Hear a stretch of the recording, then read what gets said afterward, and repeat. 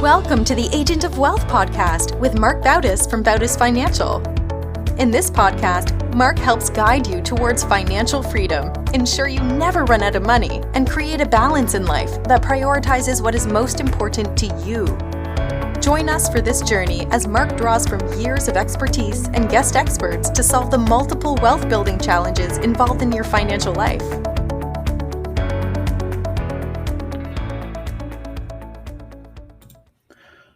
Welcome back to the Agent of Wealth podcast.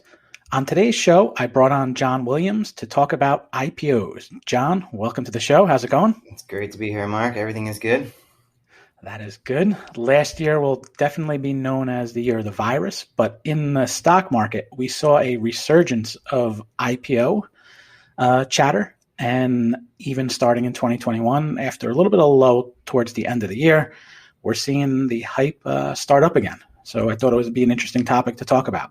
Yeah, for sure. There's a record month in December, and it's continuing into January. And we obviously on the practice side, like we've been getting a lot of calls and questions. So I think it's about time we start to work on explaining what's behind, what's under the hood with IPOs, and just really just kind of get out there what is like really going on, because I think there is a lot of confusion around what exactly an IPO is. Yeah, and we've always gotten the questions about starting back from the days like when Facebook IPO'd, is like, should I invest in this, and is it a good investment? But what we also saw last year was a resurgence of clients going through and their companies going through an IPO and kind of wading through how best to manage that. So yeah, there definitely is an uptick in activity, both on the, should I invest in this, but also as an employee of a company that's IPOing, what's the, inner workings of going on. So it's definitely a hot topic. But before we get into it, I wanted to say that while John and I are financial advisors, we may not be your financial advisor. So before you make any investment decisions, please consult with a financial professional. Now that we got that over, lay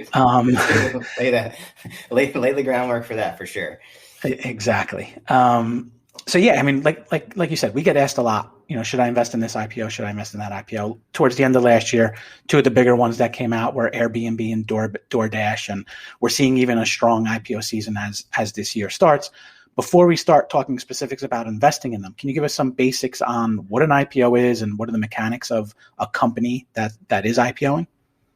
Yeah, and you made a good point. So there's like the hype, there's the actual market. So like there's when the IPO is launched or it's actually public, right? And then there's like everything that happens before it can go public, and then there's the employees' involvement. So there's really like two parts of this. But in general, like an IPO is an exciting time for a company, right? Because it means a couple of different things, but mainly that the company's is successful, right? So like they're at this point where they've been working really, really hard. They get to reap the benefits of all this hard work. The company is typically in a great spot because it's usually that the company has been profitable. There are different times in which not to get too bogged down into like the exact details of that, but there is the word what they call unicorn status. That they'll throw around, where the company is at that like $1 billion, what they would consider $1 billion valuation. And, that being one of the times and one of the signs, not always, but one of the signs that a company is like ready to like take on the SEC regulations that are required to go IPO, and that the company is more or less successful. And so when we hear about like these IPOs, they're usually these companies that have like made some noise, they're these disruptors, right? Like the Ubers, yeah. And I think that's really like the start of this conversation is usually like the success of that company. Yeah, and you mentioned success a couple of times, and really to go one level down, what that really means is, and why a company IPOs is, you have this company that started, and it's a private company, and you have the founder, and you have some owners, and you may have some executive officers in the company, and everyone is getting stock in this company, but it's a private company. So really that stock is just, you can look at it, you can see it, but you really can't do anything with it.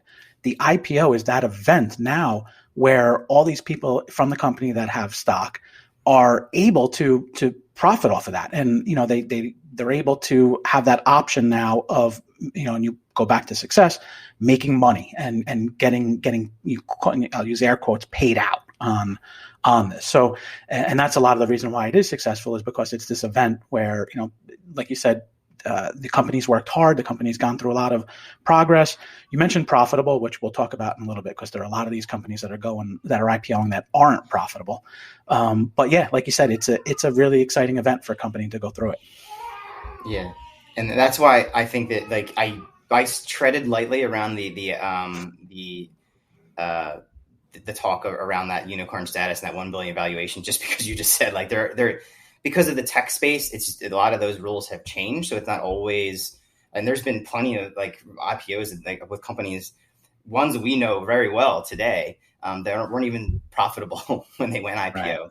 Right. But they are, it was just the space that they were in and the momentum they had for whatever reason, they started down that road. But in general, there's like two phases of rolling out an IPO. The first phase, it might be referred to as like what they call a pre-marketing phase, is when the corporation will start to advertise their interest in going public. So this involves reaching out, advertising to underwriters, and ultimately the underwriter that the company, typically it's going to be at least one, if not most times two underwriters. And the underwriter is basically going to help them with basically getting the word out and figuring out the valuation of the company. That's ultimately what, and so obviously, as you can imagine, such a big undertaking, it's going to take some time to figure out like who's going to be a good partner in the launch of the IPO. And then the second phase is really going to be, a lot of the implementation, forming a board of directors, like implementing a process for audit, estimating the demand, like how much, and there is a supply and demand portion of this, which we can get into a little bit more. But like just understanding, like, okay, we're going to take these shares and put them out there. How much demand is there going to be for this based off of, what people might think the value to be? Because again, there's not a lot of this is a private company, and there's not a lot of information out there as to like a public company would, where you can go dig into their books and understand what their profitability is. So, a lot of it is is this hype and this understanding of how well they could be doing. And then finally, just issuing the shares of the IPO, picking a date and coming up with what the price would be, the start price of the IPO would be on that date. Okay, yeah, that's a good explanation of the mechanics of it. And we'll hit upon a couple points, right? So the first thing you were talking about was, a company that comes in helps underwrite it. And previously, or most of the time, this used to be these big Wall Street banks. So you had like your Goldman Sachs, your Morgan Stanleys. Now what we're seeing is a little bit more of these funds that are coming in called SPACs, and they're coming in and taking these companies public. The other thing that you mentioned too is, once a company goes public, there's a lot more transparency into the inner workings of what's going on in that company. Plus, they have all these shareholders now who are now pushing the company based off of these, the quarterly results, and they want it. Their hunger for good quarterly results is being pushed a lot.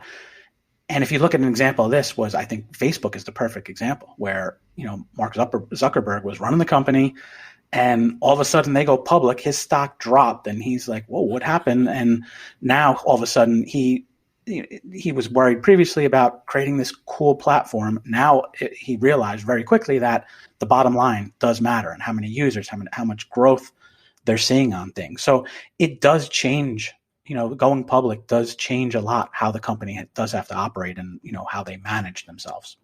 Yeah, I can imagine how hard it is to be in that position, and especially a guy like Zuck. He had all the control. He just made decisions. And I think to change that overnight, I'm sure is a tough adjustment for a lot of these guys who are not necessarily answering to anybody, like you said. But now you have board of directors, you have profit that's kind of running the game, and I can imagine it's a tough adjustment from a lot of different angles for sure. Yeah. And if we start getting into now the actual investing in an IPO when a company does go public, because really what that means is it's now traded on a stock exchange or over the counter. You're able to purchase it in your investment account. And the question comes up all the time is, all right, this company's is IPOing tomorrow, next week. Should I buy some? And I think one thing that's warranted is just to look and see how some of these IPOs perform, whether it's right after they IPO, as well as longer term. And it's not that we say to people, oh yeah, this is a great opportunity to invest in it, or the vice versa. We don't say stay away, don't invest in it. Like with anything, it comes down to the risk and return, and we just have to make sure that the people understand that and help them make that decision if it's something worth investing on based off of that. Yeah, and there's the dynamic of that first day is so complicated, and I think it's probably important to just understand what happens. And just to give like an example, just to use some round numbers, like the underwriter might decide that the valuation based off of demand and based off of the fundamentals of the company that we're looking at, let's say $20, let's say. So they say, all right, we're going to open on that month, that the day that they decide at $20. A lot of times what you do see is you'll see like a big jump initially, right? Right. Because what's happening is like there's these limit orders that people will put in there, and like there's only so many shares at that point as well. So so that there'll be that big jump. So if you're lucky enough to get even in at that initial, on that within the first 10, 20, 30 minutes to an hour is where like a lot of that action's happening. It's really, really hard to get in at that $20 point. So a lot of times what you're buying is you end up buying at the peak of that initial jump, which isn't necessarily bad per se, but it's just like that first jump. And I don't think a lot of people realize there is a lot of action in that first day. And even sometimes you'll hear, okay, the IPO is going to be priced at $20, and it opens way above that. It doesn't even trade at 20. Yeah. And one analogy you can look at, and especially where our office is in New Jersey, is the real estate market, where you'll see sometimes realtors underpricing these houses for sale over here, and it creates this feeding frenzy. And the thought is that that's a better strategy than trying to overprice it and having less demand come in. So they underprice it. There's this enormous amount of demand, and it from the start props up the stock, props up the share price. So that's one strategy that they use, and we see that a lot, where they'll say what the price is, but it never even traded at that price.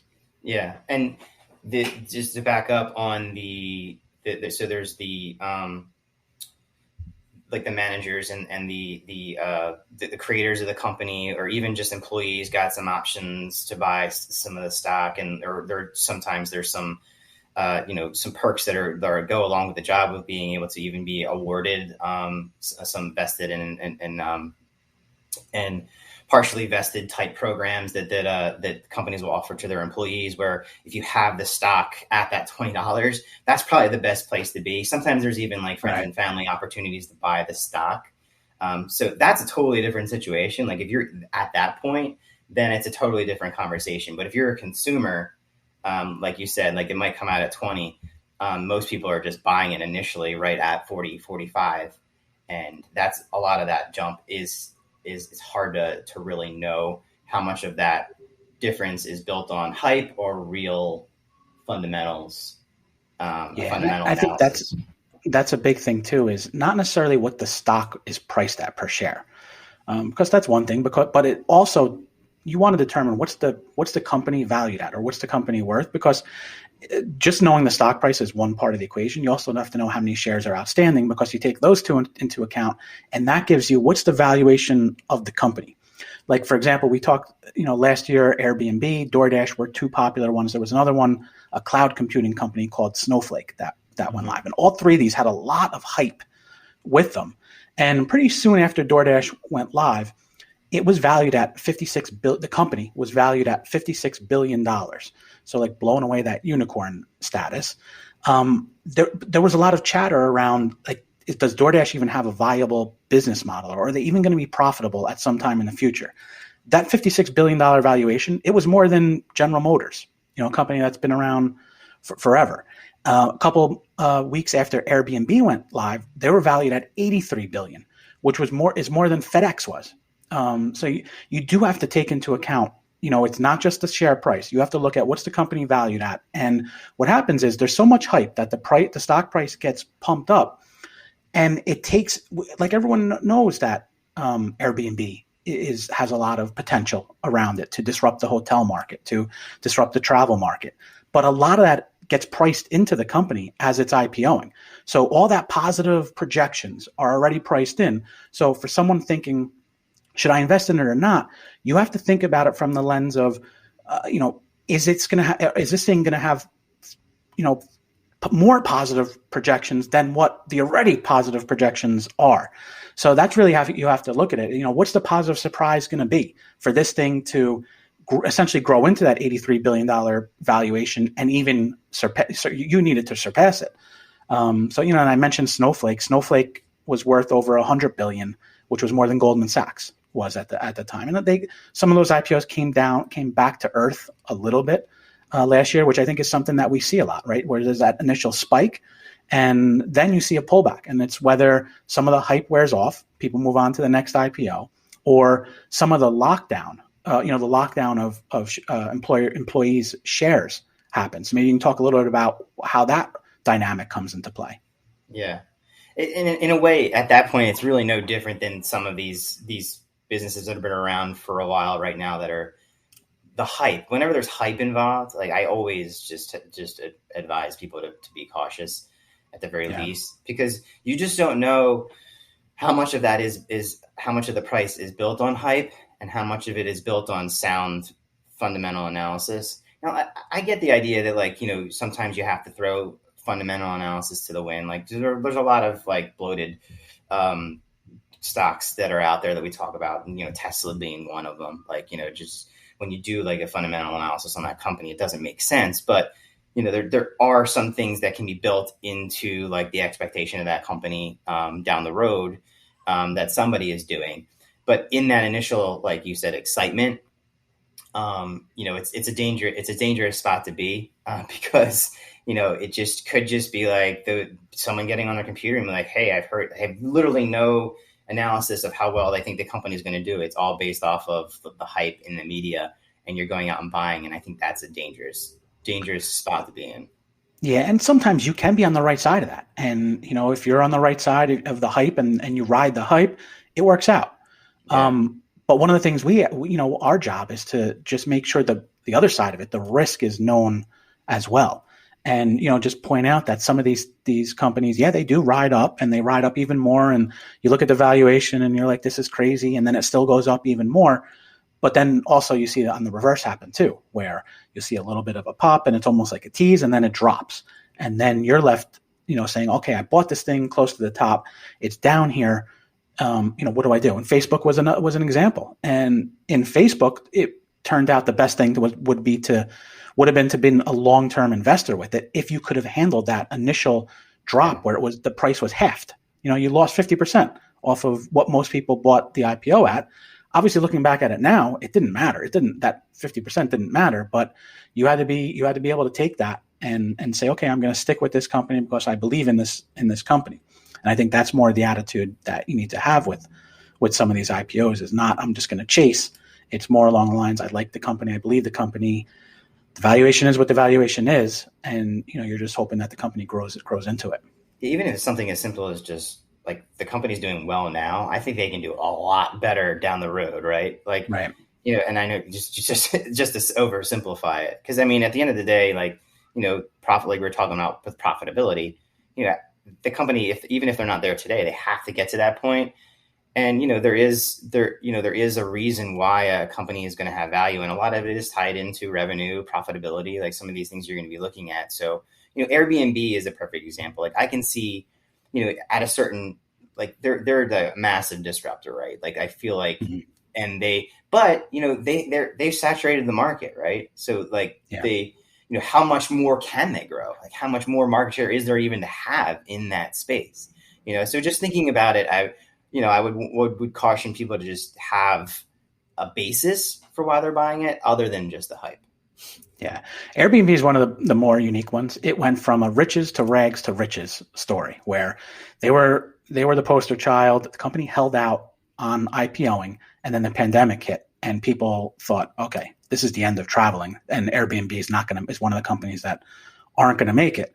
And the pandemic actually helped them, because people were doing these near-term traveling during the pandemic, and Airbnb was perfect for that, to the point now when they pulled their IPO and then reinstated it during the pandemic. So they were one of the companies that actually this worked out for. But yeah, the other thing we're seeing too with IPOs now versus previously is companies are holding back on IPOing. And there's a couple different reasons for it. Last year we saw it because the IPO market was so hot that the companies didn't want to leave money on the table. So they said, we'll hold off a little bit. We'll let our valuation grow even more, and then we'll IPO. And that's kind of been a theme, over the past couple of years. And that's also falls on like the con side or negative side of investing in these, because what's happening is a lot of the early investors, when a company is public, are these venture capitals and these funds. And what happens is they're getting all these gains as the company is, going, increasing revenues by 100% or 200%.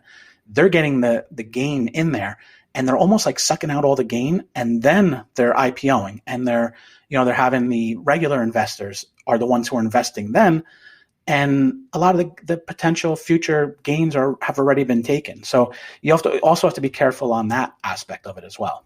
Yeah, you sometimes forget the reason why, there is the raising money part of this too, right? So you kind of sometimes you lose focus on what one of the that part of this, because obviously as people are buying these shares, the money comes into the company and it gets used appropriately. So I think that it makes sense that like these, because there's a lot of money to be made. I mean, some of these, the person who started the company, his shares may have been like really zero, right? I mean, at a certain level, and now they're worth millions and millions.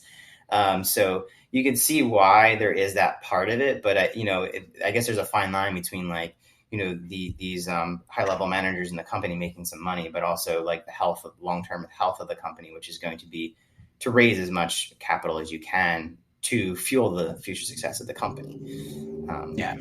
And even another point on that, and one of the most hyped ones for this year coming up is Stripe. And I was just talking to someone about that, and just to highlight how they're keeping the money or the growth. A lot of this called easy growth. Back in October, they raised money, and that's really how you figure out how is a private company valued. What's the value of a private company? Is you look at what the company raises, what valuation the company raises money at. And it's really, you can really equate it to if anyone's ever watched Shark Tank, it's essentially that same concept, just at a much bigger level or higher scale. So Stripe raised money back in October at a valuation of a little over $30 billion, right? And they're in this fintech payment space.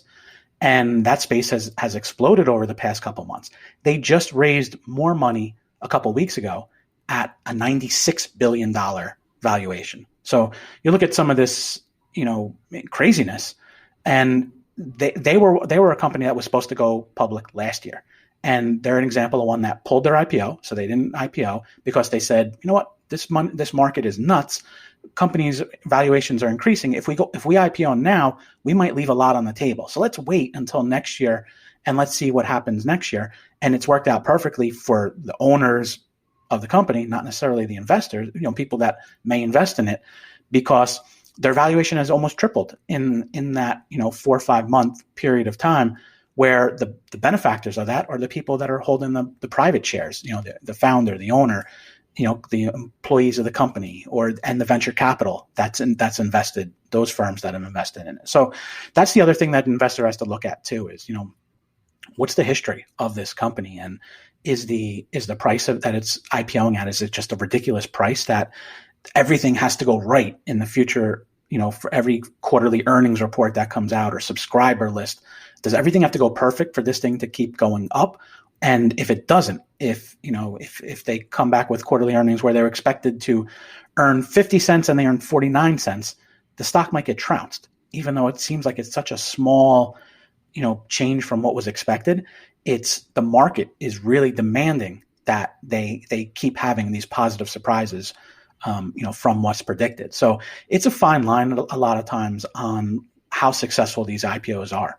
Yeah, there's back to the Shark Tank example is a perfect one, because I think that there's always, but you'll also notice on that show is a lot of people will come to the tank, and with with what their valuation is based off of the ways they raise money, but there's not always agreement as to whether or not that's the right valuation. And, obviously that was up to those investors who came in and, became a part of that equation, and gave money to the company and their share of that company. But there's not always agreement. And I think that that's really what's going on here is Stripe raised that money at that valuation, but is it really is that really the right valuation? I think that there's a lot of ways you can value a company, right? There's a lot of different ways. Let's say, for instance, if you're going to buy a company, there's a lot of different ways you could look at it. But I think in the simplest sense, this company, one of the things we used to use, I use a lot just as a rule of thumb is just future cash flows, like a simple projection of future cash flows, and just basically looking at what the future cash flows are going to be. What's the value of those today? And is that in line with what you think? Not always easy to figure that out, based off of the complexity of a company. But that really, at the end of the day is one, a simple way that somebody will look at a company and be all right, over the next 20 years, how much is this company going to make? And what does that look like today? Because at the end of the day, if you invest in something, you want to get your money back. And then you hear, what's his name, Kevin, say a lot, I can invest this money, but I don't think I'm going to get my money back, And it really is at a certain level, kind of that simple. And I think that having some sort of, like I said, back to what I was saying, is having some sort of basis to why you think this company is going to do better is probably, something that I would consider before dumping a bunch of money into one of these IPOs. Yeah, and that's definitely the traditional way of valuing a company, right? You look at its cash flows, its earnings, its revenue growth, it's the amount of cash that it has on its free cash flow that it has on the books. Some of that has changed, recently, and the kind of comeback that you'll get from some people is, no, you don't have to look at all that. A company is worth whatever someone will pay for it. Right. And they say, all right, if Tesla is priced at this, even if it's ridiculous, when you look at what the company is earning compared to what some of the other car makers are earning. And what people are doing is they're buying on future projections. And it's similar to a house, right? What's a house worth? It's whatever someone will pay for it. And maybe that's the right way or wrong way to look at it. It's not the traditional way, but we've seen people buy the hype companies and have success with it. And, depending upon when you buy, you also might have had a big loss with it.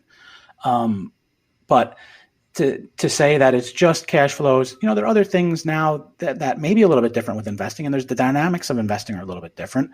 So probably the rebuttal to it would be, what, I don't even care what the cash flows are. This thing goes up, I'm going to buy it because it goes up, it's going to go up again. Obviously, we know that doesn't always happen. So again, going back to the whole risk return, you just have to be prepared for what potentially could happen if things don't go right. And like we said, when we say things don't go right, that may mean that they have a bad quarter. What like an example would be like Netflix, and Netflix, their stock price hinges on how many subscribers they get. The market doesn't really care too much about, did it earn this? Is this revenue this? They really wait for how many new subscribers did they add, and what are the net new subscribers. For other companies, it's different. Some people just look at the stock price and they say, all right, I'm gonna buy it as it's going up. I'm gonna sell it when it's going down.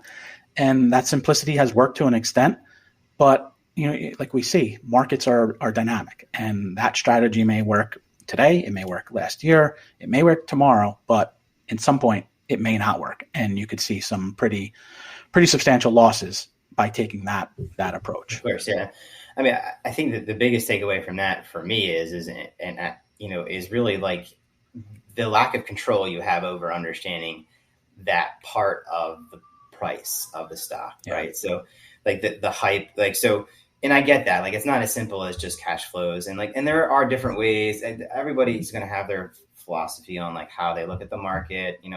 There's also the other part of this too. We haven't even looked at it, which is the technical analysis side of this thing, which is clearly going to affect this, right, as well. So there's that, the risk that we really that's out there that's going to affect everything when the things go south, and that's a part of this risk as well. So you can't discount how much if let's say an IPO launches and there's a major retraction in the market, that IPO is going to get hit pretty darn hard because it's just hanging out there. It doesn't have a lot of track record. So a lot of people are going to get spooked.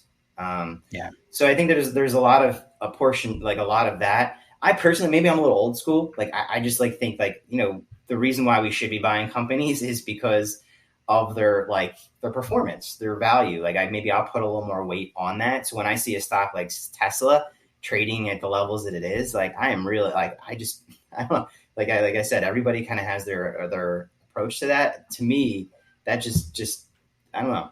There's a lot of like unknown that you're kind of riding off of, and you're really speculating on there that you just really can't quantify and control.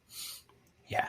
Well, there definitely is a difference between investing and, how we promote it as, you're investing for a purpose. You have something you're looking to do, some kind of goal, something in the future. Investments help you get there, versus, like you said, speculating. I won't use the word gambling, because I don't like when I've heard a lot where people equate investing to gambling, but it's really, it really comes back to that whole risk return and just know the risk that you're getting into with some of these types of investments. So there is a difference between the two. And, it's like I said earlier, it's not that we poo-poo investing in this or investing in this. It's more along the lines of just know what you're getting into, what the potentials are on the upside, what the potentials on the downside, and make sure that, one, you're comfortable with the potential on the downside, and two, it's not going to screw up something else that you have going on, with your finances, whether it's retiring at this age or having enough money to put your kids through school. So if you want to have some play money and do this, go for it, but you really want to make sure that it's not going to wreck any part of your financial plan. Absolutely. Yeah. You mentioned like SPACs. Like we didn't have like and the raise in popularity, and this kind of like, I have to be honest, like blindsided me because like in the last like 6 months, because I just really didn't like know a whole lot about it, but the popularity has like kind of gotten out of control. Yeah, it's another way that companies are always looking for simplicity. They're always looking for other ways of doing things. And SPACs have come as a way that a company is going public now. Yeah. And it's like also the idea that you're investing in a company that will buy a company, but you don't know what the company is. There's a whole different level of insanity there, but and like everybody seems to be starting their own SPAC these days too. So it's pretty interesting. I think I've seen some like athletes starting SPACs. What was his name? A-Rod? I think he has he's got one. His was popular. But yeah, and kind of on that, it's a good segue into how someone could invest in an IPO. Obviously the easy one is the company goes public and you go into your TD Ameritrade account, Robinhood account, E-Trade account, Schwab account, and you have a ticker and you can purchase it just like you're purchasing Apple stock. So that's kind of the easy one. Some people like to get in before or want to get in before. And there are a couple of different ways to do that. There are a couple of websites out there. One's called Our Crowd, one's called Equity Zen. And these allow you, there are certain companies that are looking for money, right? And they may have gone the venture capital route and raised money from a venture capital firm, or they can also put it out to just regular investors and say, we're looking to raise $10 million. This is what the terms are. This is what we're valuing our company at. And again, it's like a Shark Tank where you can make a decision and say, yes, I like that. I want to invest in that. There are some prerequisites to the investor, with being whether they're qualified or accredited. And those two terms relate to an income and a net worth number, where if someone has to fit this prerequisite before they're allowed on a certain number of these platforms. So that's another option where you can buy pre-IPO companies, using your money. You mentioned the SPAC. We've worked with a couple of these private equity funds, which operate like a SPAC. So what they do is, you're basically a passive investor where you're investing money, and that company or that fund goes out and they do their due diligence. They might evaluate 100 different private companies that are all fit this criteria. And from there, they decide, okay, we have this much money. We're going to divvy it up among these 10 companies. And the hope is that those 10 companies either get acquired by another company, which is the payout for the fund, and then essentially trickles down to the investor, or that company that the fund invests in goes public, which is again the payout to the fund and back down to the investor. And then I think last, the other one, you can look at certain companies now that are either small cap or micro cap, which means that they have a very low valuation. And what you're trying to do, it's a strategy that was made popular different ways. But there was a guy named Bill O'Neill who started this newspaper called Investors Business Daily. And he had this acronym for CAN-SLIM, which is what he would look for at these micro, really, really small public companies. And what his thought was, he would find these public companies. He thought there was some inefficiencies with the way they were priced or the way they were valued. And he would look for them. He would find them. And what the hope was that they could continue growing at this really high pace. And then they start getting interest from the mutual funds or from the ETFs and the indexes. And once they get added, it's like this natural ride up that you got on before the ride up and, you participated with it. And, there's, like I said, there's pros and cons to all these different strategies to use, but there are more strategies out there, there are more options out there than just saying, okay, I'm going to wait till Stripe goes live. And once it IPOs, I'm going to buy it then. So, you just have to, weigh the pros and cons and again, risk and return of what a particular option means to you. Yeah, really, in most cases, like a lot of the options you're talking about is probably like going to be the best. And I use that word, loosely just because, you're just not, a lot of these orders just aren't even filled, like even if you wanted to buy the stock early, like using Stripe, for instance, like there could be so much hype. You might not even get, some of the larger banks don't even get these orders put in like really, really early on because there's just so much hype around it, so much going on. So, I think that the long-term strategy and looking at some of those options may be the best way to kind of get involved and be a part of the story, if you may. Yeah, and that's the other thing about not just investing in IPOs, but just investing in like stocks and securities in general that I think is a little bit misunderstood. With some of these IPOs, there's a lot of hype, right? There's no denying that some of these companies, like Coinbase is another one where I think people are going to go nuts over because it's like an IPO and it's got the cryptocurrency play to it too. Yeah. And there's a couple other ones like that this year. But, I think one thing people forget is, it's not a secret that this company, maybe, whatever company it is that's IPOing, that there's hype around it, that it may be doing well, and that a lot of people are going to want to get in on it. There's no secret. But also what I think people forget is there's someone anytime someone buys into, an IPO or buys into a stock, there's someone on the other side that's saying, I'm going to sell because I think this is a good price to sell at. Mm-hmm. And so you can't forget that you're really, you may be bullish when you're buying, you may think it's great, but there's someone on the other side who's saying that I think this is a great time to get out of this stock. So you just have to keep that into perspective of, when you buy something. And it doesn't mean that one of you is wrong, one of you is right, but it's just something to think about. Yeah. There's a lot to think about when it comes to risk. I worry about the people who literally been investing inside of this bull market that we're in the middle of or in the end of, or whatever, however you want to look at it. They don't even know what it's like to have lost. Literally. Yeah. And it's just something, and I don't want to be the Debbie Downer necessarily around the excitement, but I just think that like it all goes back to what you were saying. Is like, we're riding high now, but if you are going to get involved, have it be part of a bigger plan. Yeah, and it's crazy. They don't even know, is this a 10-year bull market? Is it a bull market from March of last year? So they don't even know how to classify this market. But I was listening to someone talk, and they were saying, what positive surprise is going to come out that's going to keep this thing going. So obviously, we don't know what's going to happen in the near term. Long term, we're believers in the U.S. economy and the market, and there is an upward bias in stocks. But short term, who knows? There's so many variables at play here, from financial stuff to non-financial stuff to just things going on politically, and it all may have a short term effect on what's going on. But like we've always said, long term, we're big promoters of having an investment strategy, understanding the risk, and using those investments to get you to where you need to get to.